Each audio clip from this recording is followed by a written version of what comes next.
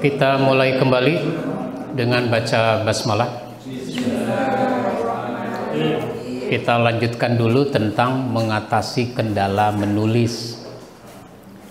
Orang mau menulis, mengarang itu seringkali berhadapan dengan kendala.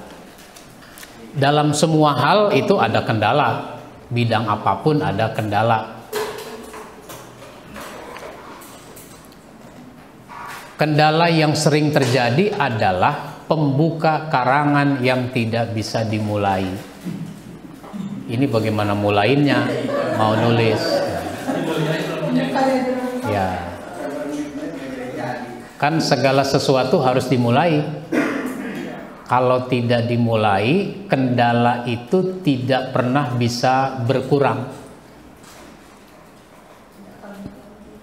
Tips pembuka tulisan yang sulit untuk kita keluarkan. Pertama, meski banyak ide di kepala, sebaiknya kita kemukakan dulu topik-topik atau ide satu persatu. Saya ini pengen nulis tentang apa ya? Tulis pakai pulpen dulu deh, di kertas kek. Oh, saya ingin nulis tentang keluarga bahagia. Oh, saya pengen nulis tentang takwa. Oh, saya pengen nulis tentang apa itu dipilah-pilah dulu. Dari satu kalimat sederhana itu kita kembangkan menjadi rentetannya. Caranya pakai rumus jurnalisme, rumus dasar jurnalisme. Wartawan itu kalau mau bikin berita, maka dia rumusnya 5W plus 1H. Dari dulu begitu, 5W plus 1H. What's, apa. Kalau gitu saya mau nulis tentang apa. Misal, saya kan membaca ayat-ayat tentang perceraian. Bahkan di dalam Al-Quran ada satu surat namanya surat At-Tolak yang bicara masalah perceraian, surat At-Tolak. Ternyata saya tersentuh dengan kalimat wa may yattaqillaha yaj'al lahu makhraja. Siapa takwa berikan jalan keluar. Ini kan sudah lama ayat itu disampaikan. Tapi ketika dibaca secara utuh, ini kan surat membicarakan masalah perceraian.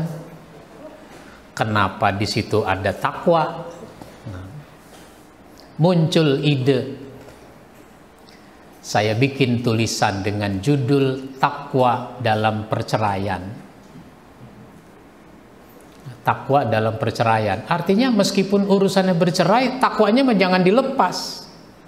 Takwa tetap ada meskipun situasinya perceraian. Kan dipikirkan lagi tuh. Ini apanya itu? Lalu siapa? Oh, yang terlibat dalam perceraian itu kan suami, istri. Suami istri sebagai orang tua karena dia udah punya anak. Ada juga orang tua dan mertua. Nah, kalau begitu saya rinci. Nah, takwanya suami bagaimana? Takwanya istri bagaimana? Takwanya suami istri sebagai orang tua bagaimana? Takwanya orang tua dan mertua bagaimana? Nah, itu begitu. Itu siapanya. Terus mengapa? Cerai itu kan yang putus cuma satu. Ikatan dalam kehidupan itu kan banyak. Ini dia sekarang istri, dulunya temen. mungkin teman kuliah, mungkin teman sekolah, mungkin teman sekampung, gitu. Mungkin teman dalam organisasi. Sebelum dia jadi teman kan dia mukmin, dia muslim. Nah, sesudah menikah jadi istri, jadi suami, jadi orang tua. Ada mertua, ada orang tua. Dari sekian ikatan itu, yang putus kan cuma satu. Ikatan suami istri. Nah, itu terus diperdalam. Nanti terkait dengan kapan, kalau berita. Kalau kaitan dengan perceraian ada juga kapannya. Bicara waktu. Kalau istri sudah dicerai, ada masa iddah 3 bulan 10 hari. Di masa iddah kalau nyesel bisa rujuk. Kalau sudah berakhir masa iddah tapi pengen balik lagi, ya bukan balik lagi namanya, bukan rujuk, tapi proses ulang gitu, ngelamar lagi, akad nikah lagi, kasih mas kawin lagi gitu. Jadi pengantin lagi, terserah itu mah.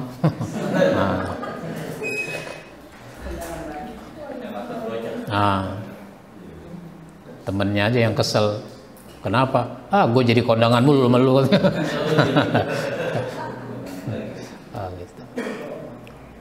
Itu bicara kapan, ada di mana. Kalau sudah bercerai, istri di mana? Ya tetap di rumah suaminya, nggak apa-apa. Di rumah suaminya nggak apa-apa. Karena itu kewajiban suami, ngasih tempat. Karena meskipun sudah bercerai, masih ada tanggung jawab suami sampai masa iddah berakhir. Nah gitu. Tetap dia ngasih nafkah seperti biasa, minus nafkah seksual. Karena sudah bercerai.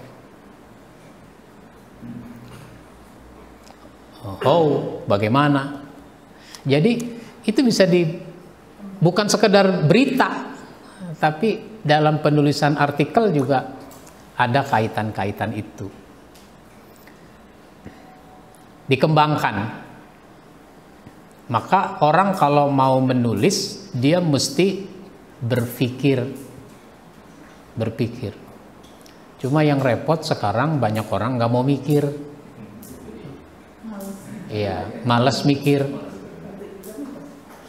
Ustadz juga banyak yang malas berpikir. Besok mau khutbah, minta sama saya, Pak Ustadz, minta teks khutbah tentang Isra Mi'raj. Nah, gitu. Ada lagi minta teks khutbah tentang berlaku baik pada orang tua. Ada lagi minta teks khutbah tentang ini, tentang itu. Ya. Itu namanya dia tidak mau mikir. Padahal seorang pembicara, seorang penulis, dia bukan hanya harus berpikir, tapi juga harus punya kreativitas berpikir. Saya merumuskan takwanya suami, takwanya istri, takwanya suami istri sebagai orang tua, takwanya orang tua dan mertua. Itu namanya kreativitas berpikir. Memikirkan yang orang tidak pikirkan. Cuma yang repot jangankan kreativitas berpikir, mikir aja nggak mau. Nah, orang sekarang maunya serba instan. Jadi kalau bapak nggak mau mikir, ibu nggak mau mikir, ini pelatihan nggak bisa diterusin. Iya. Iya, karena habis ini bapak ibu harus banyak berpikir, gitu. Tapi jangan banyak pikiran, beda lagi tuh.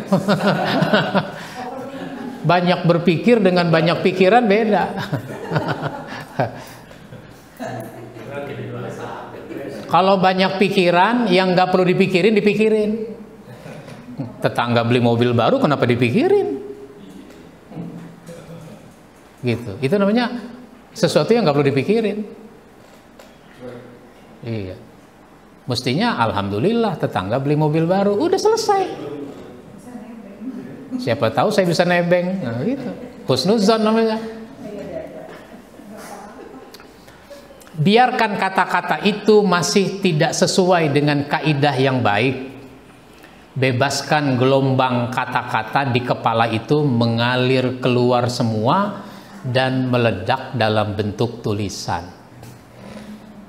Jadi sekarang waktunya Bapak Ibu menuangkan hasil pikiran ke dalam tulisan, bukan ke dalam omongan, ke dalam tulisan. Iya.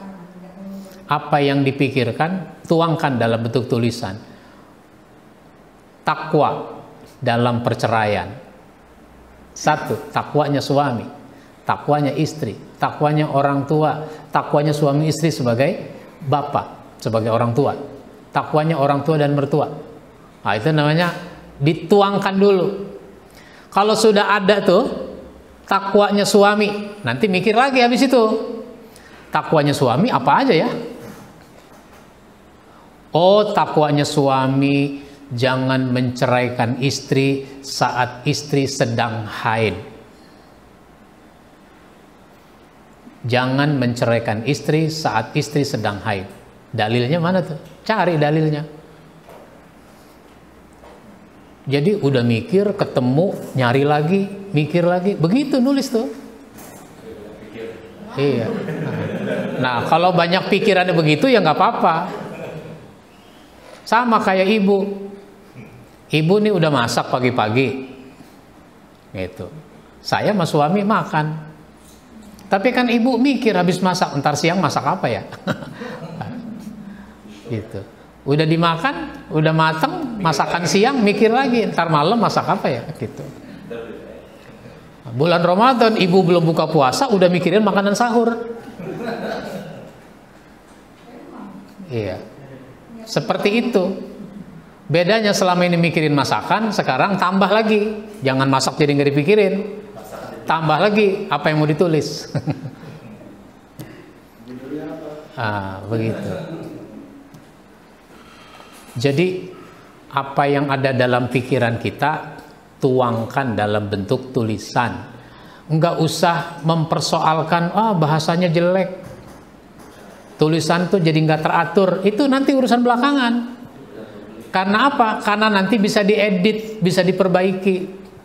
Lah kalau tulisannya belum ada, apa yang mau diperbaiki? Nah, tunjukkan dulu dalam bentuk tulisan.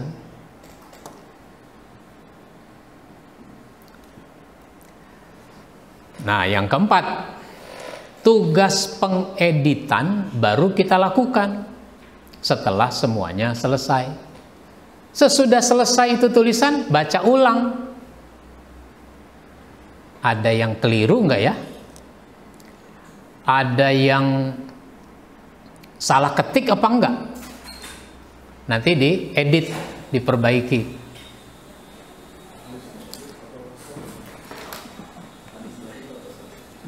Saya ini lagi mau menerbitkan buku Belajar kepada para Sahabat. Belajar kepada para Sahabat, jilid yang ketiga. Jilid ketiga ini khusus sahabat wanita. Kan sudah ada jilid 1, jilid 2, satu buku, satu jilid, itu 50 sahabat. 50 sahabat. Harganya 50.000. Jadi satu sahabat cuma 1.000. Kerupuk aja kagak dapet. 1.000. Iya. Bakwan nggak dapet. Satu sahabat 1.000. Itu 2 jilid 100 sahabat. Jadi 100.000. Ini jilid ketiga. Jilid ketiga. Ini sahabat perempuan. Saya lagi edit. Siapkan tinta merah, pulpen tinta merah. Begitu. Jadi sesudah saya coret mana yang harus diperbaiki, saya foto, kirim ke percetakan biar dia perbaiki. Gitu. Jadi bisa langsung.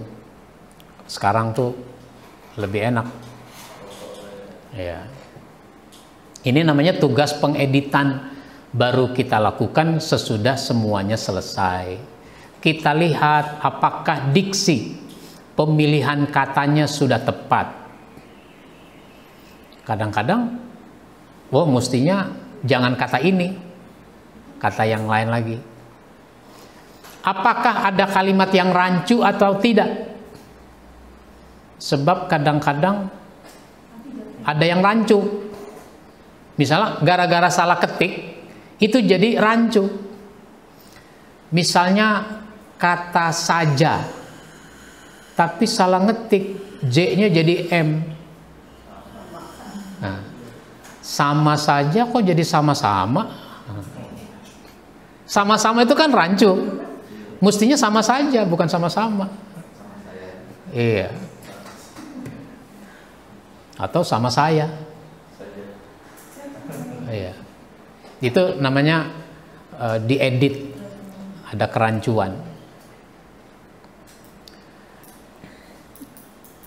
Bagaimana jika kita justru merasa tidak mampu, atau bahkan tidak merasa punya ide namun ingin menulis? Saya pengen nulis Pak Ustadz, cuma saya nggak bisa, saya nggak mampu, saya nggak punya ide, apa yang mau saya tulis? Berikut tips yang mungkin bisa diterapkan. Kondisikan diri. Saya mau menulis. Kondisikan diri. Konfrontasi dengan alat tulis atau komputer. Jadi alat tulis ini harus diakrabi. Ya, jangan kalau ngeliat komputer bawaannya udah sebel aja. Kalau ngeliat video baru seneng. Apalagi kalau videonya berisi lagu, seneng. Tapi kalau udah tulisan udah nggak seneng. Jadi harus mengkondisikan diri. Duduklah di depan komputer atau hadapi kertas kosong untuk ditulis. Dan sekarang tidak mesti kertas. Saya sering nulis di sini pakai HP. Di HP itu ada aplikasi namanya catatan Keep. Catatan KEEP, catatan Keep. Atau Note. Sudah ada fasilitas tuh, Note. Tulis aja di situ. Mungkin punya ide, tulis di situ. Punya poin-poin apa yang mau ditulis, tulis di situ. Bisa di mana-mana kan? Nulis itu bisa di mana-mana. Bisa di ruang tunggu rumah sakit. Bisa lagi nunggu ngambil obat di apotek. Bisa nunggu di stasiun. Bisa nunggu di bandara. Dan seterusnya. Asal jangan lagi khutbah berlangsung, masih kalau khutbah lagi berlangsung udah jangan ada urusan ini. Kecuali menulis materi khutbahnya. Poin-poin yang disampaikan oleh ustadz dalam khutbah ini apa? Begitu. Ada saat saya menulis lagi di perjalanan, di mobil. Atau ada saat saya menulis lagi nungguin acara mau dimulai di masjid. Saya udah datang, acara belum dimulai. Sambil nunggu nulis. Jadi kapan aja bisa. Yang penting kita mengkondisikan diri ke arah itu. Akui ketidakmampuan itu. Memang saya belum pernah. Memang saya belum bisa. Akui. Dan berdamailah dengannya. Karena saya pengen bisa. Memang saya nggak bisa, tapi saya pengen bisa. Berdamai itu namanya. Tapi kalau udah bilang, wah pokoknya gue mah kagak bakalan bisa. Nah, kalau udah pokoknya nggak bakalan bisa, ya udah itu namanya nggak berdamai dia. Bermusuhan dengan ketidakmampuan. Niscaya dia akan menemukan jalannya sendiri. Banyak yang bisa kita tulis sebenarnya.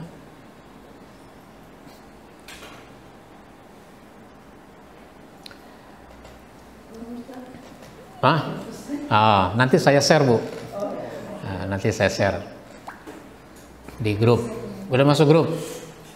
Udah. Genggam kembali motivasi diri. Ingin membahagiakan orang tua. Yang punya orang tua, kalau kita punya karya tulis, kasih dia baca, mungkin dia seneng. Saya nerbitin buku, saya kasih orang tua saya, tapi saya nggak pernah nanya bagaimana perasaan dia, saya nggak pernah nanya. Tapi saya yakin dia senang, dia bahagia, dia baca. Ibu saya tuh baca. 3 minggu kemudian, 2 minggu kemudian saya datang.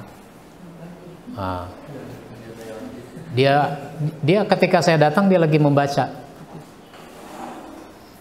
Baru segini nih gue baca katanya gitu. Baru segini tuh udah 400 halaman. Gitu. Begitu. Terus istri, membahagiakan istri, anak, atau menunjukkan eksistensi diri.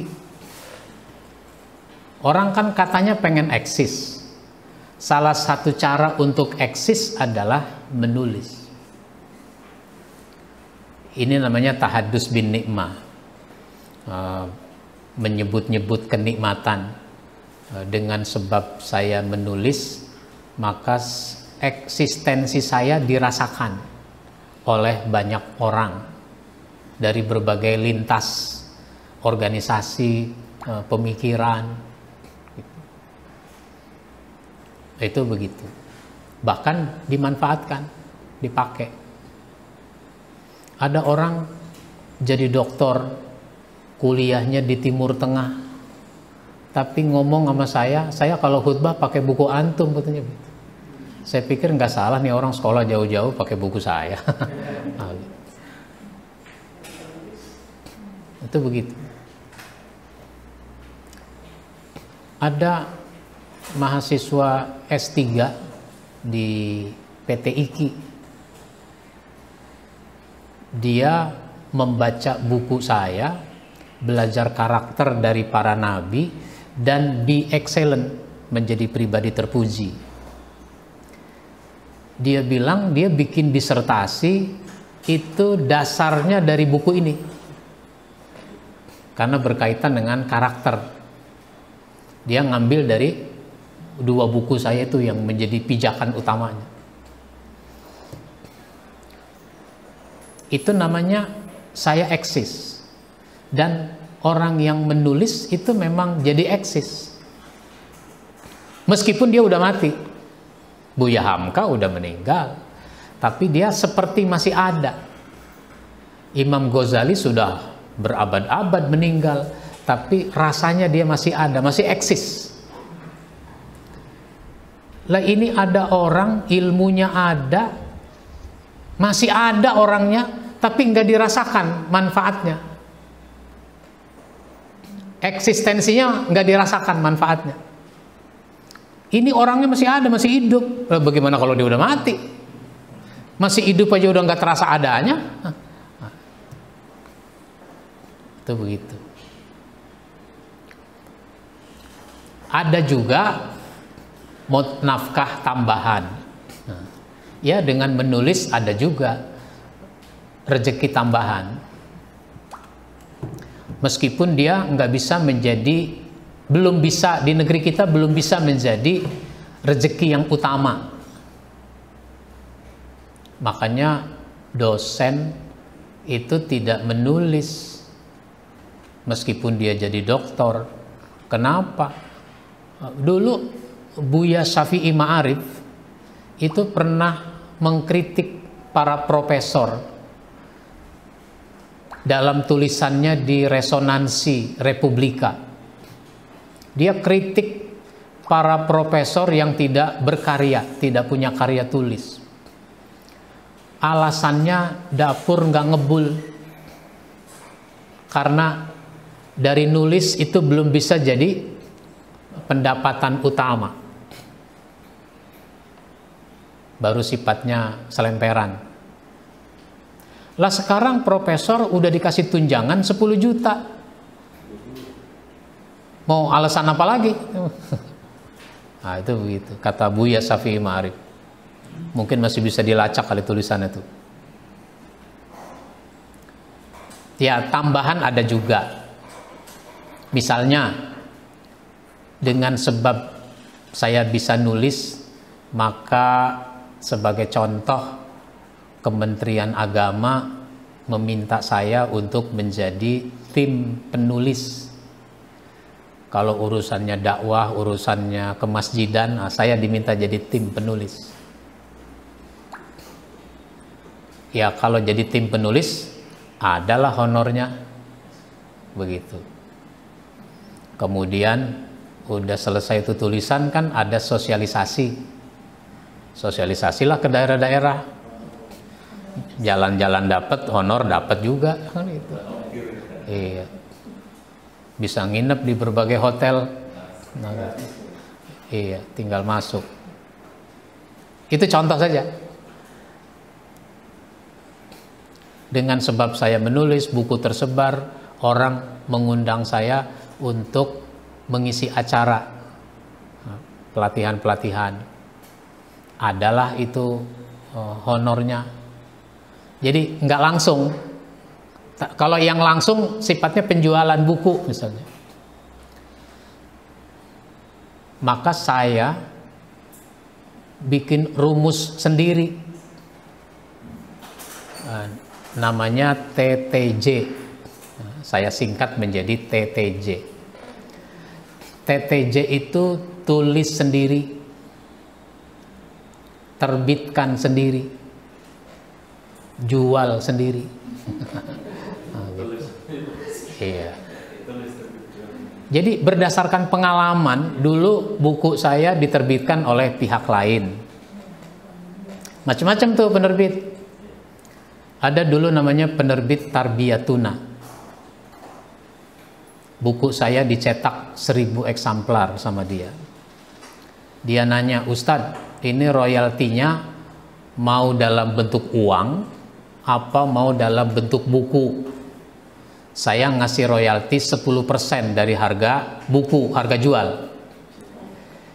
Jadi kalau buku dijual dengan harga 50.000, saya dapat 5.000. Nah, gitu. Ini buku dicetak 1.000, mau dapat uang apa mau dapat buku? Royaltinya dikasih uang atau dikasih buku? Kalau uang nanti kalau bukunya udah kejual. Tapi kalau dalam bentuk buku, bukunya saya kasih nih 10%. Ustadz terserah mau jual sendiri, mau dibagi orang. Nah gitu. Ya sudah, bukunya aja kalau gitu. Karena dengan dikasih bukunya itu udah nggak pakai administrasi lagi. Dia juga enak, nggak ngitung-ngitung lagi udah. Jadi karena buku ini dicetak 1.000, maka saya dikasih 100 gitu. 100 itu saya jual. Selesai. Terus di penerbit lain ya royalti dikasih saya. Kalau terjual, kalau jadi uang. Karena tidak semua buku keluar itu jadi uang. Karena ada buku yang nggak laku, lakunya lama. Baik, ya artinya nggak usah mikirin royalti.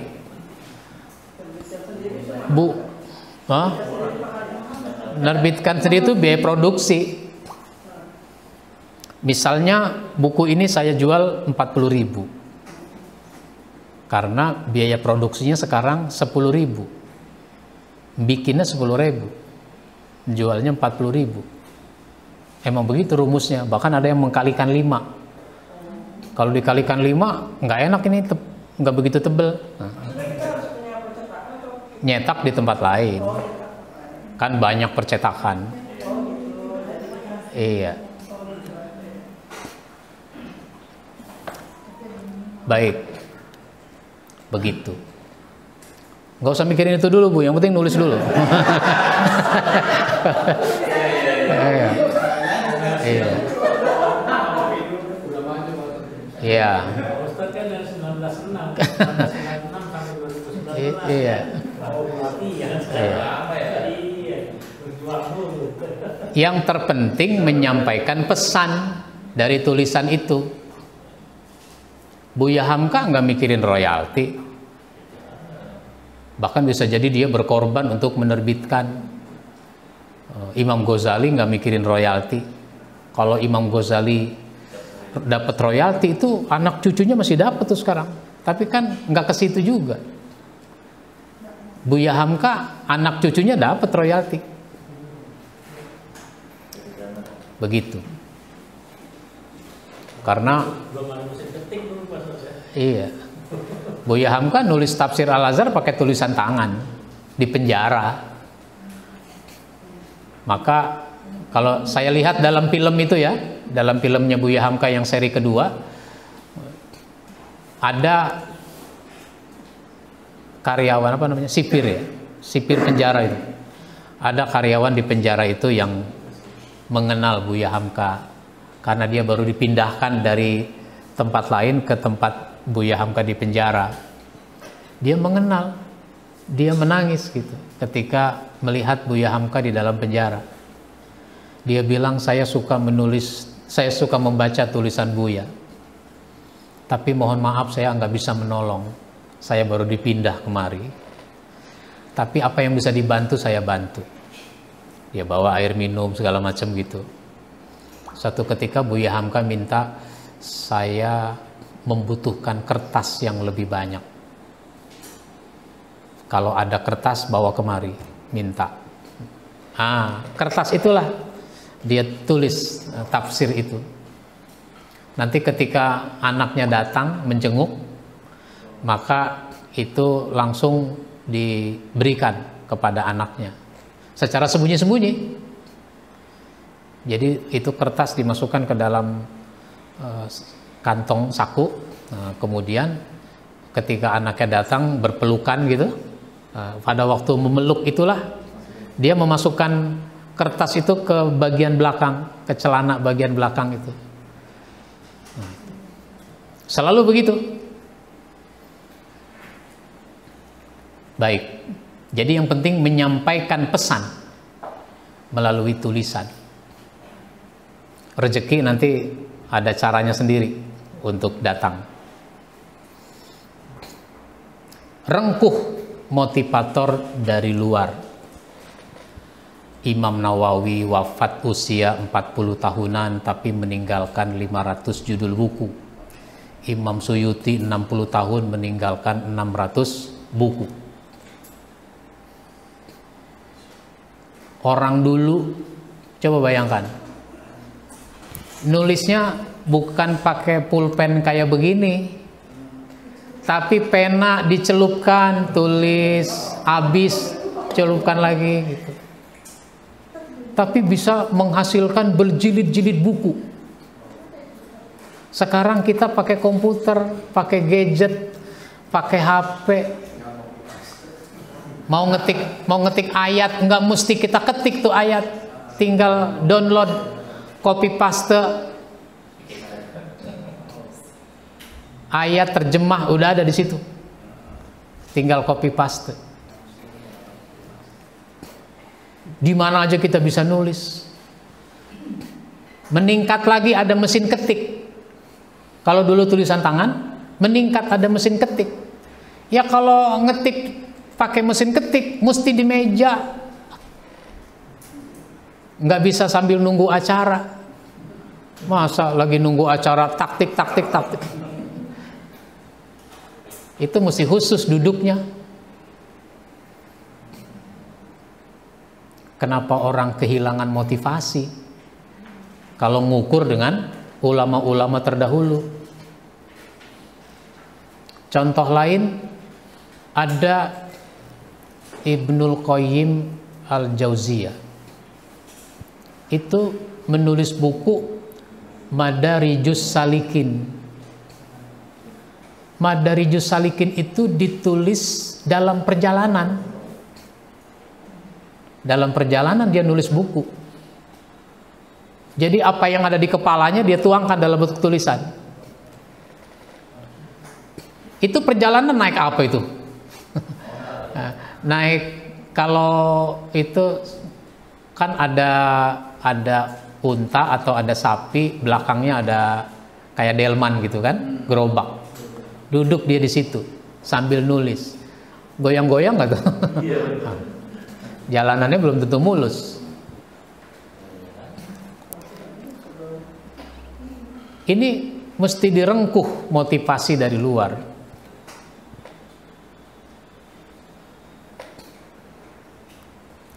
Selain mengkondisikan diri dengan berkonfrontasi sama alat tulis, kondisikan juga suasana. Bila tidak bisa menulis dalam suasana ramai, cari tempat yang sepi. Itu relatif. Karena kalau nggak bisa di tempat ramai, ya susah jadi wartawan olahraga. Ya, wartawan sepak bola. Kita nih kalau habis nonton bola, terus ngapain? Tidur. Tapi wartawan sepak bola habis nonton sepak bola dia tulis beritanya. Kita bangun udah baca tuh linknya, sudah ditulis. Kalau sekarang kan di internet, di website. Kalau dulu kan di koran. Bayangkan itu koran Kompas.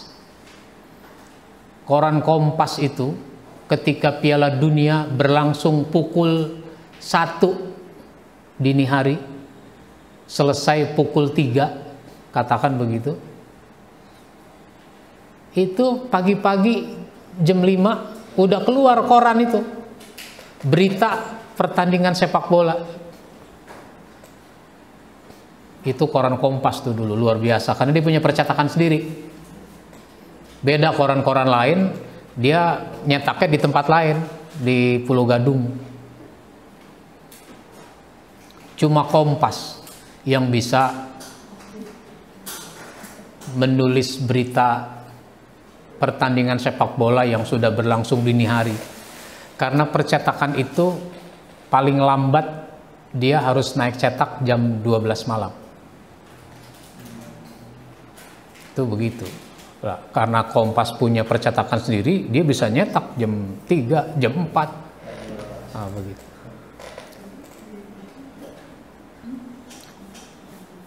Nah, koran itu langsung dikirim ke distribusi lewat udara. Langsung dia ke bandara kan gitu. Pesawat berangkat jam berapa tuh? Jam 6. Udah naik tuh koran jam 6. Nyampe di sana jam 8.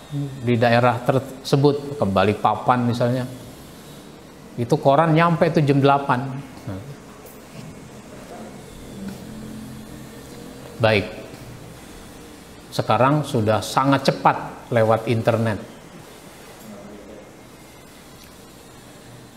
Kita terus berdoa, ya, minta dimudahkan. Itu mengatasi kendala menulis. Nah, sekarang apa itu mengarang? Karena yang dimaksud menulis bukan belajar menulis begini, tapi mengarang. Bisa jadi dulu waktu sekolah nggak suka banget tuh belajar mengarang. Ya. Mengarang adalah menyatakan isi hati dan buah pikiran dengan tulisan. Punya hati nggak? Punya. Ada isinya? Ada. Isinya hati itu apa? Benci, cinta, hormat, dan seterusnya. Itu isi hati. Ada otak? Ada. Mikir? Ada hasilnya?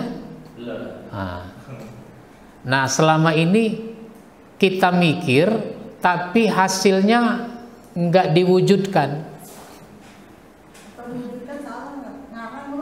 Iya, ya nggak apa-apa. Emang semua ini ada hasil karangan,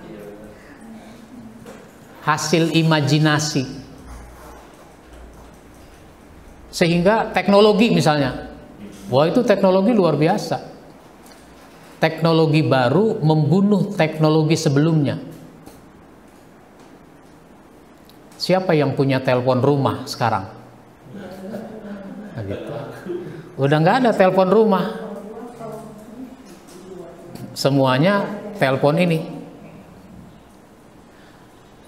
Sebelum telepon rumah mati, habis, itu ada telepon wireless. Telepon rumah tapi bisa dibawa ke kamar, bisa dibawa ke dapur. Nah, telepon wireless itu udah keren banget itu dulu. Telepon rumah tanpa kabel. Semuanya mati ketika muncul handphone. Handphone ini dulu cuma nelpon sama SMS. Itu pun sudah membunuh pager. Dengan sebab ada handphone, pager mati, terbunuh. Itu ada perusahaan pager namanya Starco. Sampai jadi istilah, di Starco aja ya. Nanti kalau ada apa-apa Starco aja. Namanya pager. Cuma merek terkenal itu namanya Starco. Mati. Nah, itu begitu. Nanti apalagi yang mati? Apalagi yang dibunuh dengan sebab teknologi itu? Nah, itu begitu.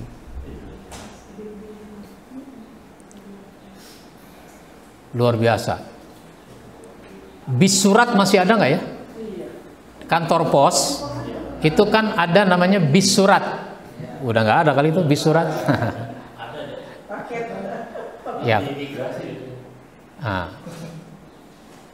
begitu.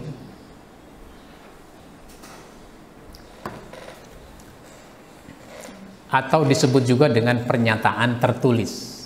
Jadi mengarang itu pernyataan tertulis. Pada hakikatnya mengarang adalah menaklukkan kata-kata guna dirangkai menjadi sebuah kalimat yang saling terkait dan memiliki makna yang tepat dan jelas. Kata-kata kan banyak. Semua kita sudah menguasai, memiliki kata-kata itu. Tapi selama ini kata-kata itu berceceran di benak kita. Sekarang saatnya kata-kata itu dituangkan dalam bentuk tulisan. Ya seperti ini. Seperti ini. Mengarang. Kan ada kata mengarang di benak saya. Adalah menyatakan isi hati dan buah pikiran. Itu semua ada di saya. Tapi kan kalau saya nggak tulis, nggak jadi sebuah tulisan. Ibu pandai memasak. Ibu tahu bagaimana cara memasak. Bikin sayur asem, bikin sayur lodeh, bikin sayur goreng asem, bikin sop, dan seterusnya. Tapi itu cuma kebiasaan ibu. Coba kalau ibu tulis. Apa? Buku resep. Buku resep. Coba bikin buku resep. Meskipun sekarang orang bikin video. Video masak apa gitu. Misalnya bikin sop ikan gurame. Cara apa saja bahan-bahannya, terus bagaimana cara masaknya. Orang baca, orang praktekan, itu luar biasa itu. Yang nggak bisa masak sop gurame jadi bisa.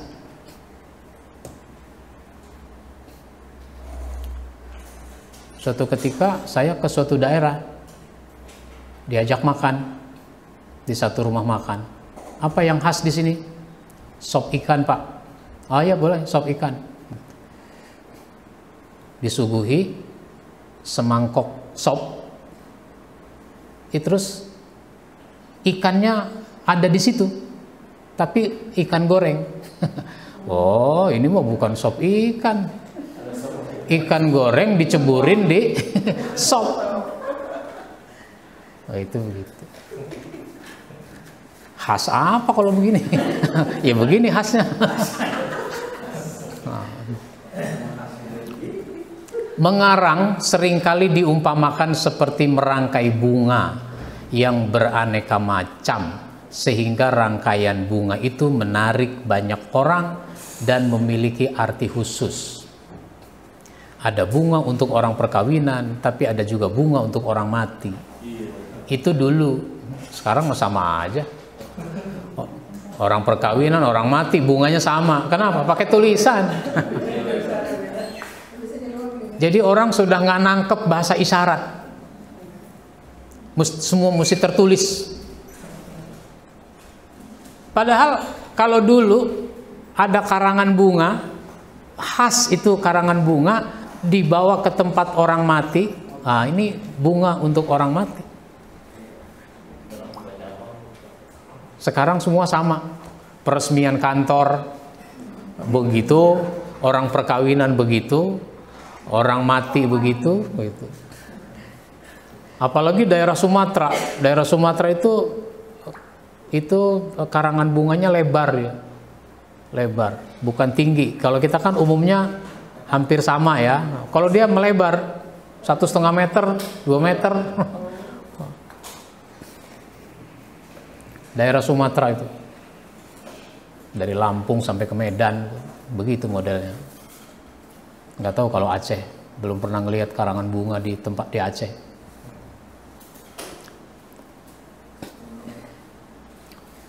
Begitu. Jadi orang mengarang itu seperti merangkai bunga. Kata-kata dirangkai menjadi satu, tapi punya makna, punya arti, punya maksud. Ada orang nanya, Pak Ustadz, susah mulai nulis. Kalau susah mulai nulis, ente ngomong dulu. Apa yang ente omongin, tulis. Coba ngomong, Islam merupakan satu-satunya agama yang benar. Nah, tulis. Tulis coba, tulis. Islam merupakan satu-satunya agama yang benar. Nah, udah tuh, itu namanya antum udah bisa nulis tuh. Tinggal terusin. Ya, kenapa harus diterusin? Karena omongan, tulisan itu harus diperkuat dengan argumentasi. Ada penjabaran lebih lanjut. Proses karya tulis, satu, menentukan masalah. Misalnya takwa. Takwa itu kan masalah namanya. Pilih masalah, takwa. Menetapkan tema. Takwa itu kan terlalu luas. Temanya apa? Temanya ciri orang takwa. Sebab tulisan tentang takwa, pembahasan tentang takwa banyak. Nah, sekarang temanya aja dipersempit. Rumuskan ide pokok. Kerangka karangan. Jadi ada kerangkanya. Misalnya kayak orang bikin bangunan. Mau bikin bangunan. Kan semuanya juga disebut bangunan. Gedung tinggi bangunan. Rumah kecil bangunan. Nah, maka dibuat dulu kerangkanya. Misalnya pondasi dan seterusnya. Nah, misal pengertian dan urgensi takwa. Apa saja ciri orang takwa? Udah. Tinggal ngisi. Tinggal ngisi dari kerangka ini. kumpulkan bahan, dalil, buku yang harus dibaca. Karena kalau orang mau nulis, dia harus mengumpulkan bahan, punya bahan. Mau ngapain aja punya bahan. Ibu mau masak sop ikan, ya bahannya, bahan untuk sop, jangan bahan untuk sayur asem.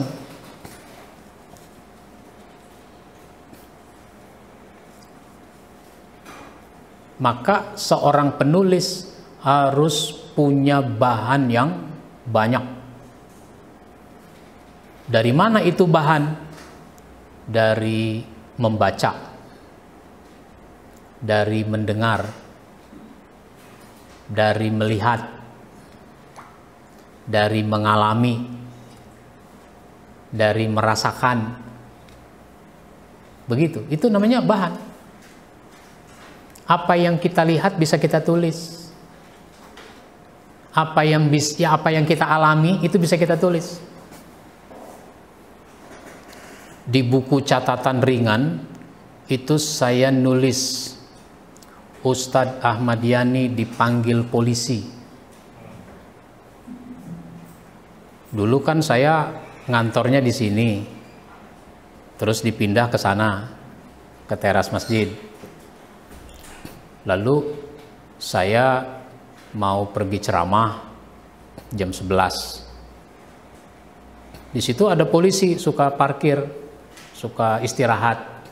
Dari mana-mana dia istirahatnya di sini.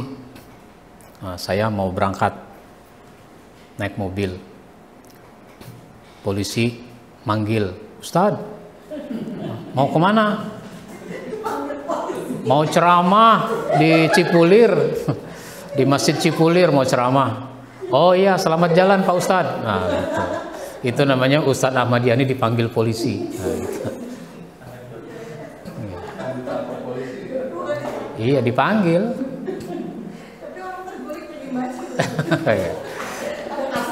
Iya. Itu contoh. Itu namanya pengalaman, apa yang saya alami. Jadi apa yang kita lihat, apa yang kita dengar, apa yang kita baca, apa yang kita rasakan, semua bisa ditulis. Tinggal maksudnya apa nulis itu. Maksudnya apa? Maksudnya mungkin ingin memberi informasi, maksudnya mungkin ingin memberikan nilai pendidikan, maksudnya mungkin ingin menghibur. Ya. Kenapa ibu tertawa? Berarti ibu terhibur. Nah, gitu. Terhibur. Kenapa orang terhibur? Kenapa terasa lucu? Karena ada sesuatu yang ganjil, sesuatu yang aneh.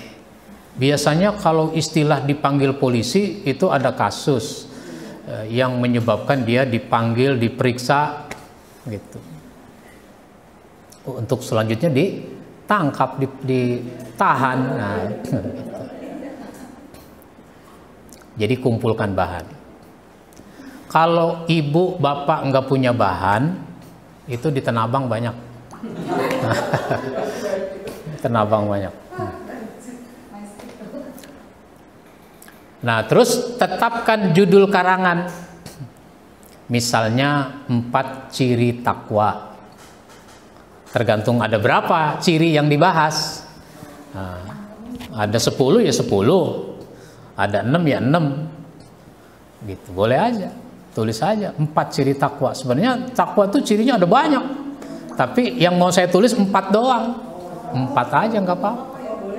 Boleh.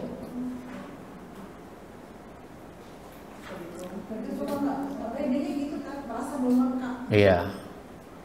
Jangan nunggu selesai. Jangan nunggu sempurna.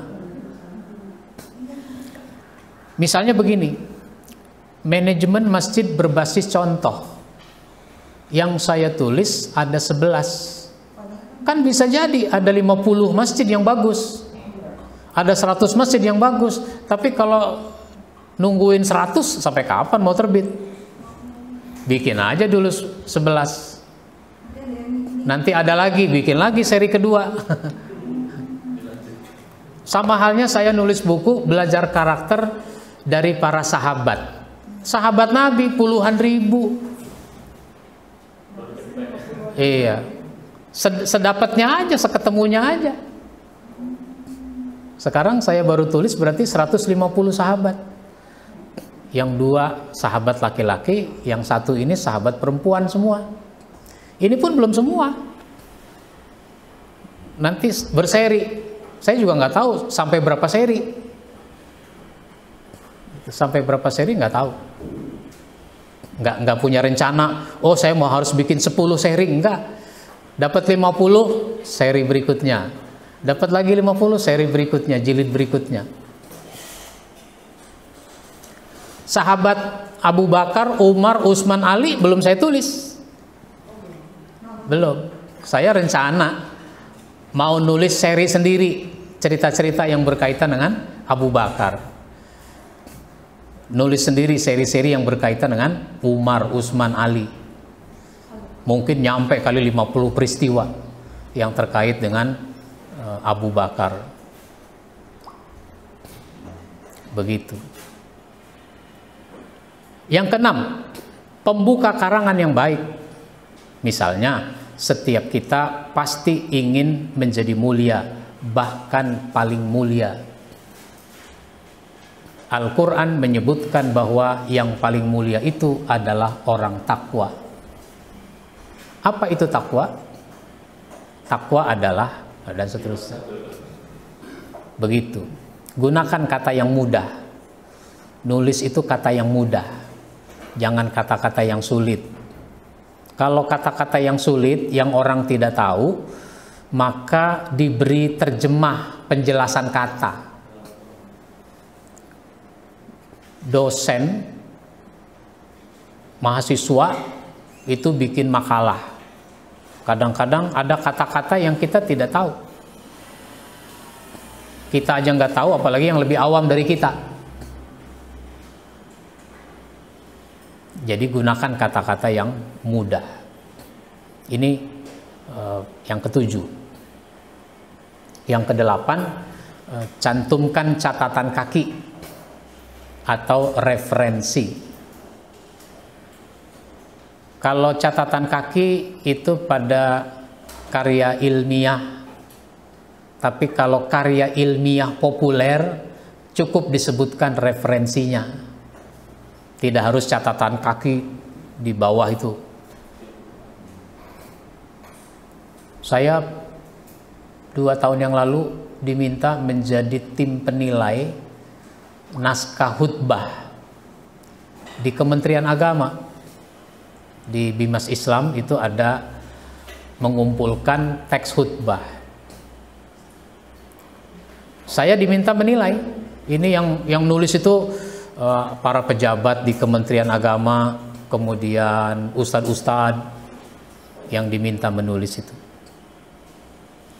Ketika saya baca, saya kasih penilaian. Emang tugasnya dikasih tim, sebagai tim penilai. Saya bilang tulisan seperti ini bukan tulisan khutbah, tapi ini makalah.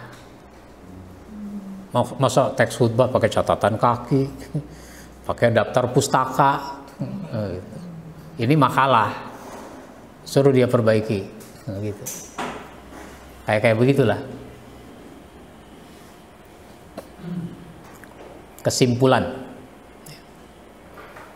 Baik, ada pertanyaan berikutnya?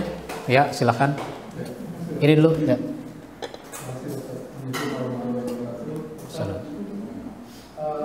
Ini tadi kan ada beberapa tahapan ya di karya tulis itu. Tadi yang judul itu kalau nggak salah di tahapan kelima, keempat. Jadi selama ini kan kita cuma kebayang judulnya dulu nih Pak. Biasanya gitu. Pengen nulis inilah, pengen gitu ya. Ini judulnya. Jadi kita tahapan awal belum kita lalui Pak. Itu boleh Pak, kita punya judul itu terus selanjutnya kita buat tahapan-tahapan berikutnya sampai dengan 9 tahapan tadi kesimpulan. Terus yang kedua Ustaz ini punya kalau tidak salah 8 buku yang tebak Quran.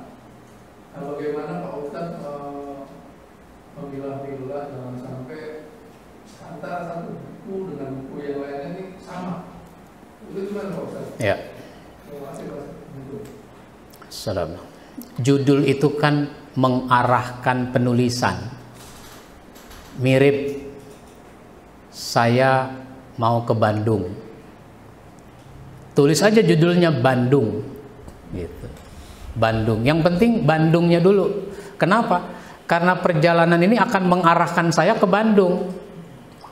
Nggak mungkin ke Cirebon. Itu namanya udah punya niat mau ke Bandung. Ternyata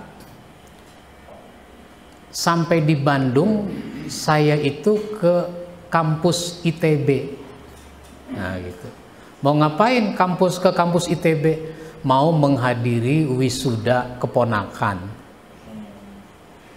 Ternyata di Bandung, di kampus ITB ada masjid. Namanya Masjid Salman. Saya malah perhatiannya kepada Masjid Salman. Maka Bandung yang saya tulis itu tentang Masjid Salman. Judulnya nanti saya ubah. Gitu.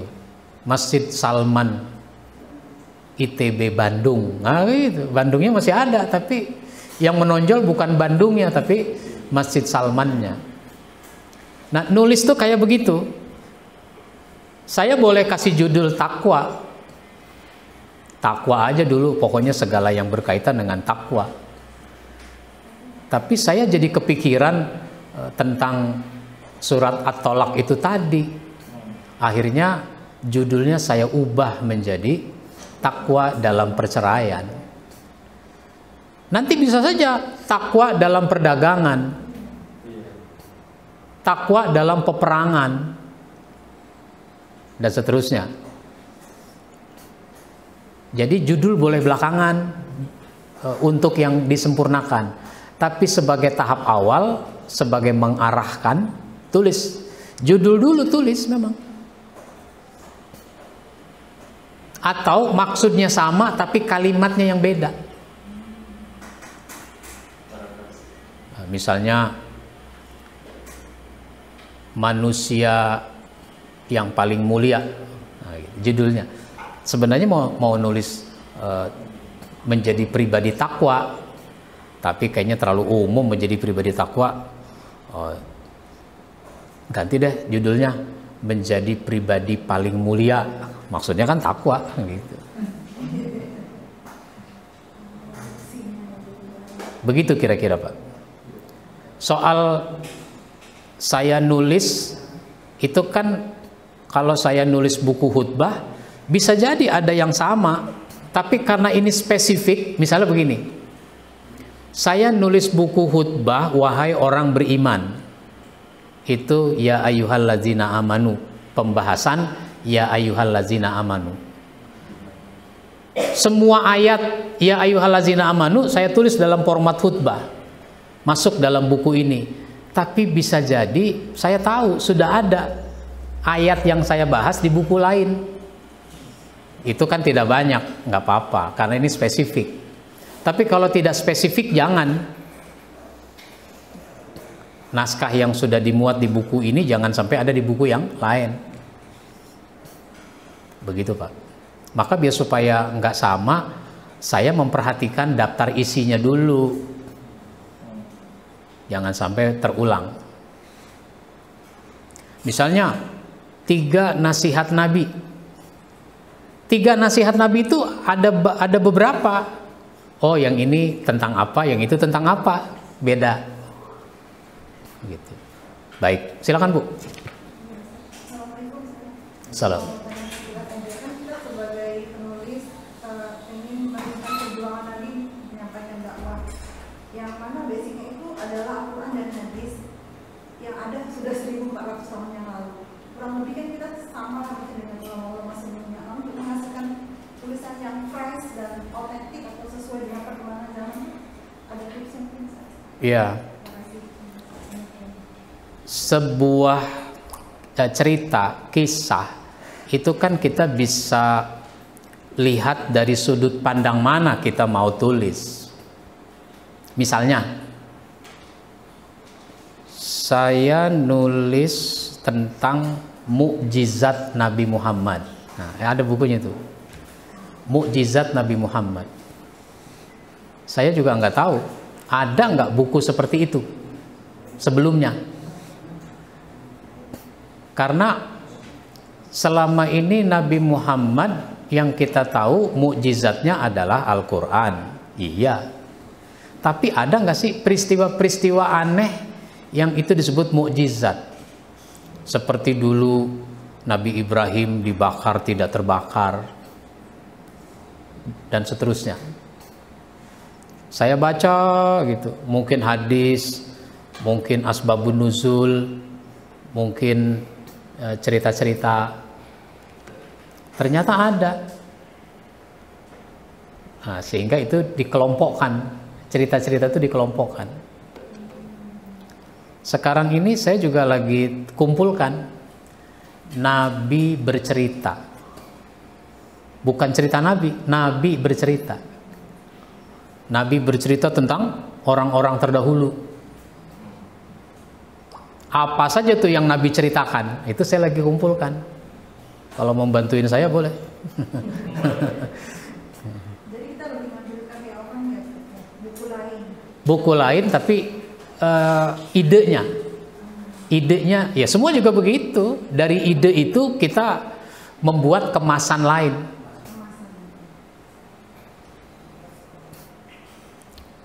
Misalnya Nabi cerita dulu ada 2 orang Bani Israel, sebut saja si A sama si B.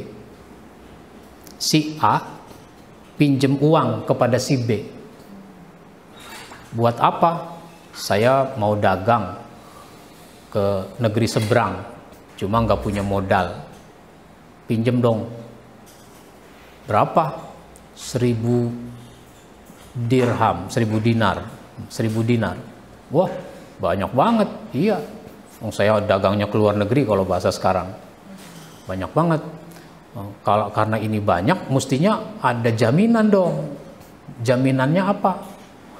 Jaminannya Allah. Allah yang menjamin. Dia pikir-pikir, iya juga ya. Ya sudah, kalau gitu perlu saksi. Siapa yang jadi saksi? Jangan sampai kamu utang merasa nggak utang.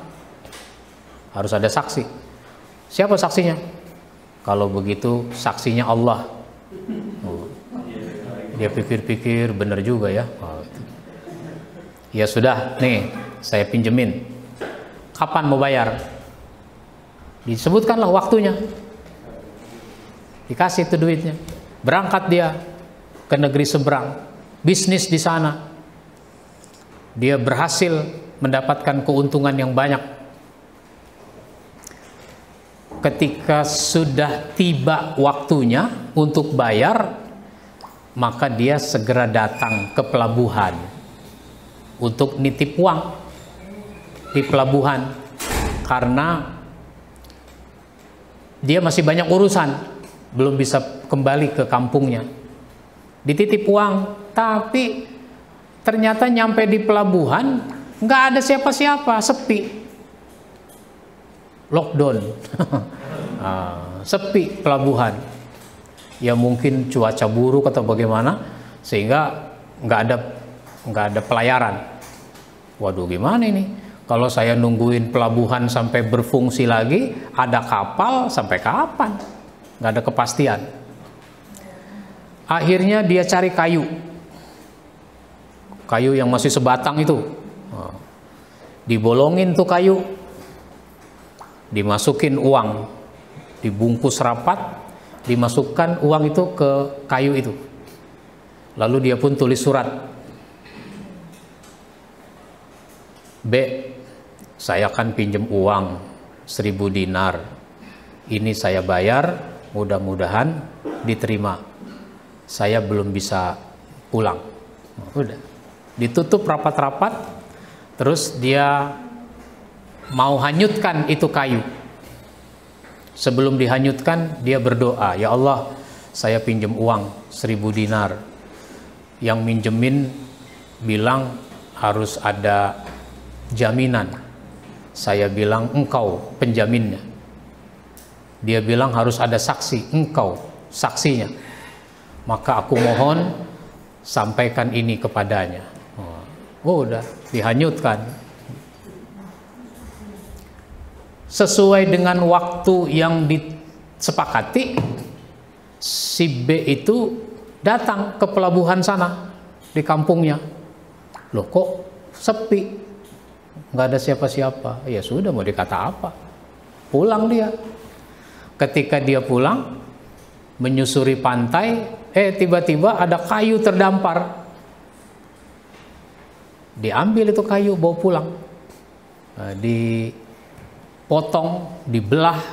Ketika dibelah ada bungkusan, dibuka isinya uang. Ada suratnya juga. Gitu, ada suratnya juga. Dia baca, oh rupanya ini dari si A. Begini dia cara bayar utangnya. Selesai sudah, utang udah dibayar. Tapi beberapa waktu kemudian si A pulang. Ketika pulang, langsung dia ke rumah si B. B, mohon maaf nih, saya baru pulang sehingga saya belum bayar utang. Telat ini jadi saya nih. Ini saya bayar utang. Loh, kok bayar lagi? Bayar lagi kapan? Oh, saya ini baru pulang. Belum saya bayar kan? Sudah bayar. Bukannya kamu yang menghanyutkan kayu. Saya dapat itu kayunya. Ketika saya buka, saya belah, ternyata ada uangnya, bahkan ada surat dari kamu. Oh, itu terima kamu? Terima. Alhamdulillah kalau begitu. Terus utang saya bagaimana ini? Udah selesai. Udah beres. Itu luar biasa orang. Komitmen bayar utang, kemudian jujur. Karena dia nggak bisa membuktikan uang yang dia hanyutkan itu nyampe apa enggak. Anggap aja hilang. Urusan utang mah tetap utang. Gitu. Sementara si B, meskipun nggak ada bukti apa-apa, dia mengakui bahwa dia memang sudah terima itu uang. Padahal kalau dia bilang belum, memang kapan nyampe, dia bisa aja dapat lagi 1000, tapi dia tidak mau. Itu cerita Nabi tuh, Nabi yang cerita. Ada di buku 100 kisah seputar harta. Tapi karena saya mau bikin spesifik yang diceritakan oleh Nabi, kisah itu nanti masuk lagi di buku itu. Nggak apa-apa. Baik. Ada lagi? Ya. Ustaz, saya sebenarnya sudah punya buku. Tapi buku saya itu nggak ada kaitannya sama agama Islam. Kebetulan saya dulu pekerjaannya seperti di Parias. Jadi saya itu mengenal buku mengenai tabarruj, judulnya Make Up for Hijabers. Isinya orang-orang berhijab. Depannya artis Rizky Tabar, belakangnya Umi Wiki yang waktu itu belum baca. Kemudian saya hijrah dan saya pernah kena kanker. Lalu saya waktu saya habis operasi itu kan sakitnya sangat-sangat luar biasa. Setelah obat bisnisnya, pada saat itu saya di tahun 2017 itu untuk menghilangkan rasa sakit saya itu saya ingat bahwa kalau kita sakit kita harus, atau kita mendapatkan cobaan yang berat, kita melihat orang lain cobaan yang lebih berat dari kita. Jadi untuk menghilangkan rasa sakit saya ini, saya tangannya itu sampai diikat di tempat tidur pada saat dioperasi. Mungkin saking dahsyatnya rasa sakit itu karena saya tiga organ tubuh saya itu dipotong semua oleh dokter. Jadi segitu luar biasanya rasa sakit itu. Saya menguatkan diri saya untuk, karena kalau saya teriak pun tidak menyelesaikan permasalahan sakit. Saya teringat dari bahwa orang yang apabila pandai berkata, penceramah, dai-dai yang apabila dia tidak melakukan apa yang dilakukan, maka nanti kelak di akhirat malaikat akan memasukkan tangan yang azabnya di neraka itu terhadap dai-dai atau penceramah itu, dan ditarik khususnya keluar dan putar-putar bagaikan keledai mengelilingi penggilingan Yunus. sejak itu saya berpikir bahwa saya tidak akan mau menjadi seorang dai atau daiyah karena saya khawatir akan azab itu yang luar biasa dan saya nggak akan pernah sanggup karena obat bius ini aja saya tidak tahu kapan badan saya dibelah dipotong itu yang dengan bius aja saya nggak tahan, apalagi kalau tidak dibius pada saat diazab di neraka saya nggak sanggup membayangkan sakitnya. Itulah kenapa saya merasa kalau saya mau menasehati orang untuk sabar, merasa tidak sabar, saya menasehati orang agar tidak marah tapi saya masih suka marah, menasehati orang agar tidak gibah tapi saya masih suka gibah, atau menasehati orang jangan berzina, jangan pacaran tapi juga masih berzina, masih pacaran, itu kan rasanya saya takut akan azab itu.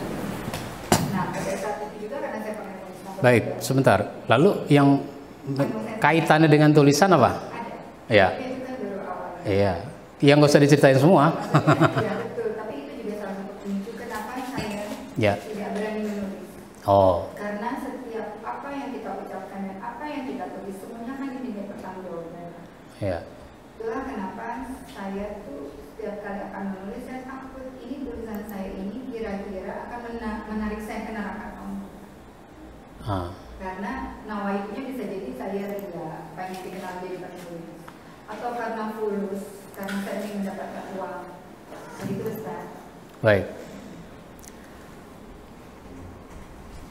Kalau saya bicara, saya takut nanti saya diazab gara-gara bicara, maka saya pun jadi nggak jadi bicara. Justru mestinya apa yang saya bicarakan, apa yang saya tulis itu menjadi motivasi bagi saya agar saya menjadi semakin hati-hati. Kalau dibayang-bayangi oleh itu semua, nggak ada nanti orang bicara, nggak ada yang mau khutbah, karena nggak ada orang suci yang tidak pernah punya salah dan dosa. Yang penting hati-hati, lalu kita salah, kita keliru, masih ada pintu taubat. Bukan sengaja melakukan kesalahan. Begitu. Itu jadi tantangan. Menjadi tantangan buat kita. Jadi beban moral. Nah, jadi beban moral. Mau melakukan yang nggak benar nggak jadi. Kenapa? Kemarin saya ngomong begitu, masa saya gitu. Itu kaitannya. Jadi kalau memang mau menulis, nulis saja. Kalau memang mau bicara, bicara saja. Itu semua menjadi beban moral agar kita menjadi semakin hati-hati. Kan ada orang begitu gampang menyeleweng, begitu gampang menyimpang. Kenapa? Dia nggak punya beban apa-apa, nggak punya beban moral. Seolah-olah dia merasa pantas saja dia kalau melakukan kemaksiatan. Dengan sebab kita berdakwah, jadi nggak pantas gitu. Maka tingkat kehati-hatian guru-guru pada masa dulu itu luar biasa. Guru-guru zaman dulu itu, setidaknya zaman saya kecil remaja, itu dia makan di warung pinggir jalan aja dia nggak mau. Kayaknya nggak pantas saya makan di situ. Kalau sekarang mah ada ustadz kemana-mana pakai celana pendek, nanti giliran khutbah pakai sarung, pakai gamis, seolah-olah nggak apa-apa gitu, nggak begitu. Begitu Bu. Baik. Sekarang kita bahas tentang teknik menulis sederhana.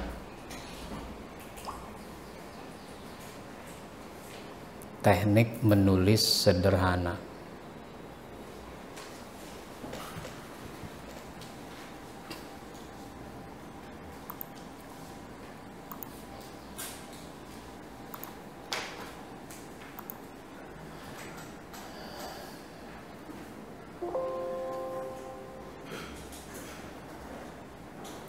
Konsekuensi penulis ya menjadi terkenal, meskipun bukan popularitas yang dicari, tapi itu udah mengalir begitu saja.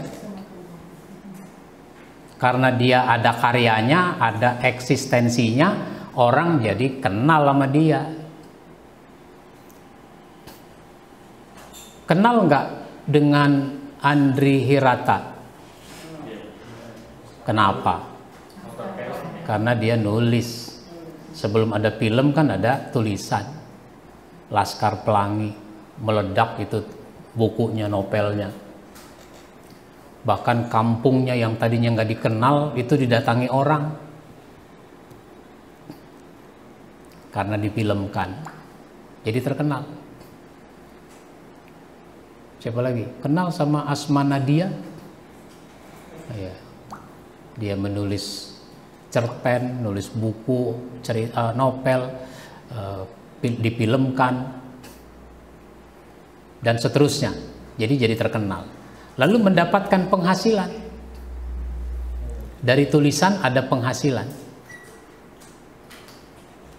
Bahkan sekarang itu karena sudah serba online, waktu lagi COVID itu Asma Nadia menceritakan orang dapat uang dari tulisan yang belum selesai. Jadi misalnya tulisannya bersambung nih, misalnya novel 100 halaman, dipublish 3 halaman, lalu orang baca. Untuk membaca itu orang bayar itu. Besok dipublish lagi 3 halaman. Kan orang penasaran tuh, udah baca 3 halaman, berikutnya bagaimana? Bayar lagi, baca lagi. Dan seterusnya. Kata Asma Nadia, ada orang begitu, dapat uang dia. Itu namanya penghasilan. Itu karena novel. Kalau artikel dakwah mah enggak, orang nggak mau bayar. Maunya gratis. Maunya gratis. Ustadz, PDF khutbah ada gitu. Maunya PDF. Udah dikirim PDF itu 2 minggu 3 minggu kemudian, Pak Ustadz, PDF khutbah yang judulnya 3 langkah perubahan tolong dikirim lagi. Dikirim lagi. Udah kehapus sama dia. Datanya kebanyakan di HP-nya. Itu contoh Pak, mendapatkan penghasilan. Dan yang terpenting dalam konteks dakwah adalah mendapatkan pahala dakwah.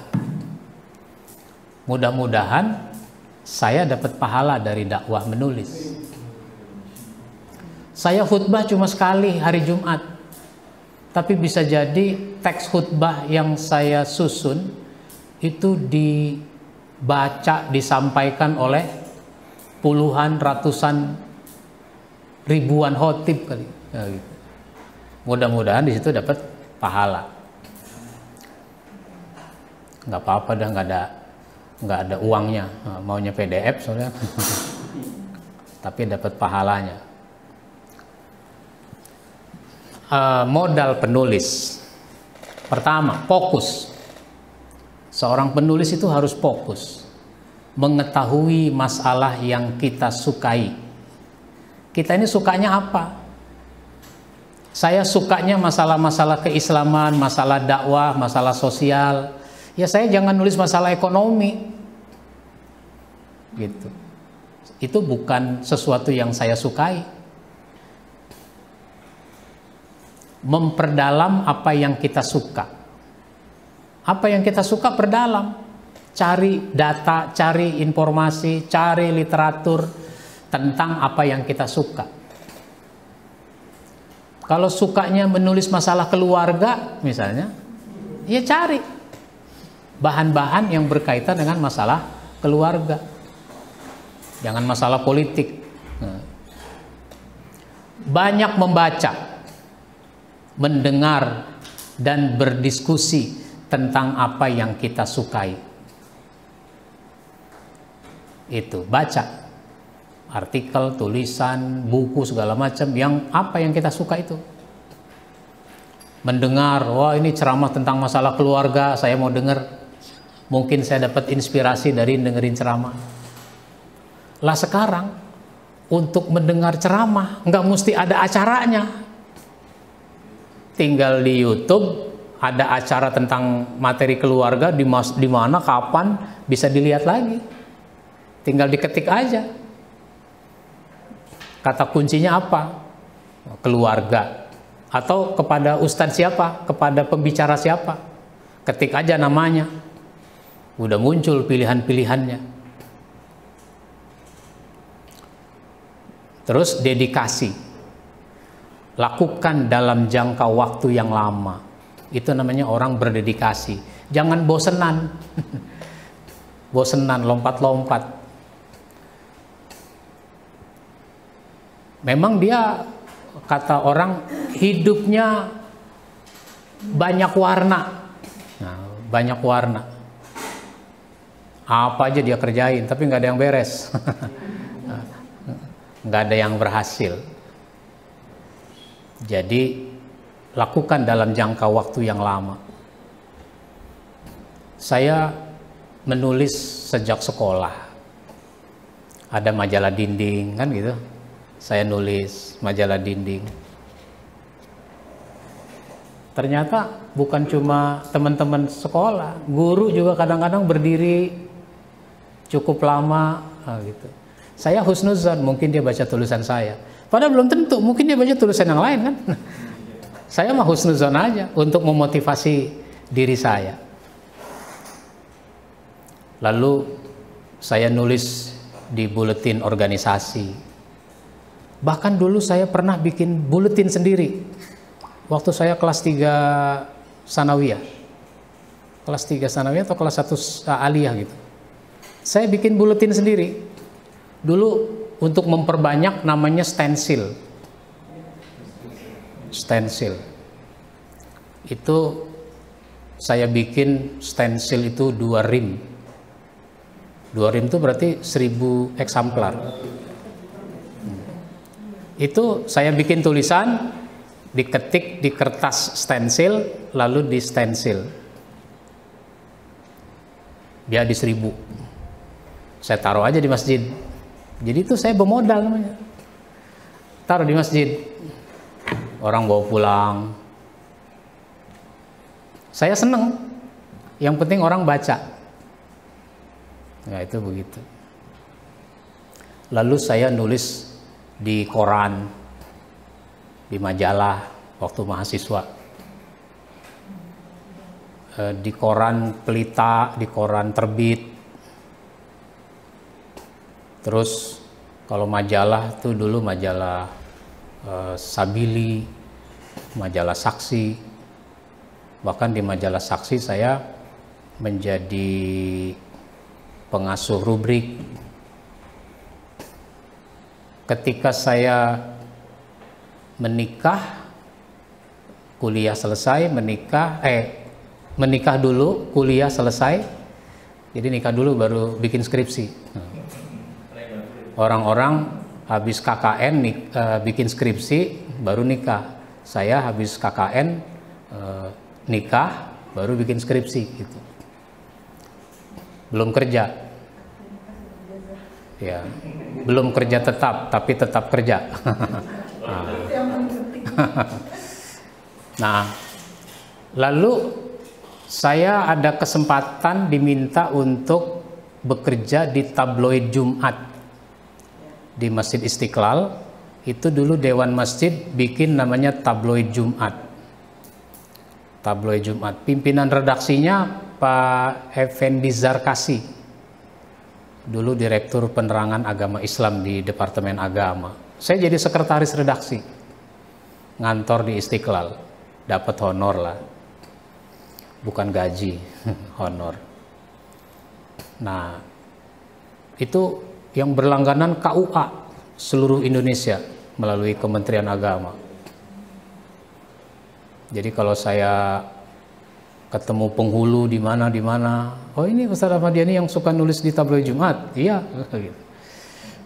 Nah itu begitu. Itu jadi namanya itu berdedikasi dalam waktu yang lama sampai sekarang.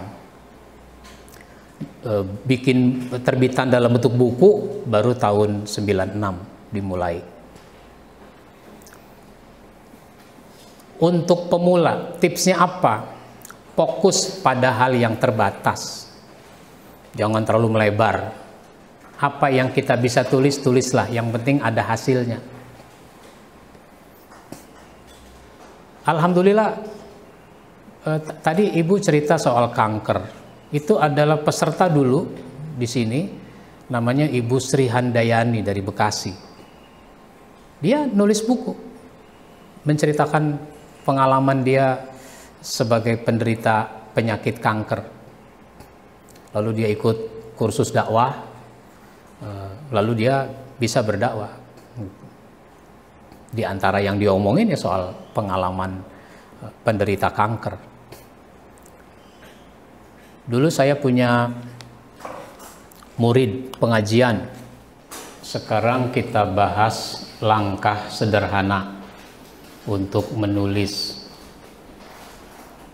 sehingga bukan langkah yang rumit, bukan langkah yang sulit, tapi yang gampang-gampang saja, yaitu persiapkan apa yang mau ditulis. Apa yang mau ditulis itu harus kita siapkan. Saya mau nulis tentang apa. Yang kedua, lakukan penulisan meski satu alinea. Lakukan penulisan meskipun satu alinea.